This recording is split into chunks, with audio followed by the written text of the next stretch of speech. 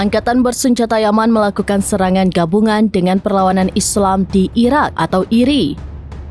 Serangan semakin intens dilakukan setelah Israel menyetujui gencatan senjata di Lebanon. Serangan gabungan antara Yaman dan Irak ini diluncurkan pada Selasa 3 Desember 2024. Mereka melaksanakan beberapa operasi gabungan sebagai kelanjutan dari kampanye mereka dalam mendukung Gaza dan Palestina.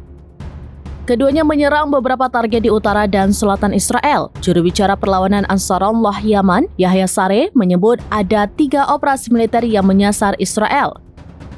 Lebih lanjut dikatakannya, serangan diluncurkan selama 48 jam terakhir. Ia lantas merinci operasi militer yang dilakukan Yaman dan Irak. Dikatakannya 2 operasi militer telah menargetkan 2 target Israel di wilayah Palestina Utara yang diduduki. Serangan dilakukan menggunakan sejumlah pesawat tanpa awak.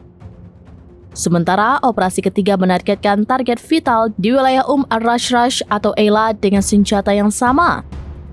Sejak gencatan senjata antara Israel dan Lebanon diumumkan akhir bulan lalu, tentara Yaman terus melakukan operasi angkatan laut serta serangan yang menargetkan wilayah Israel.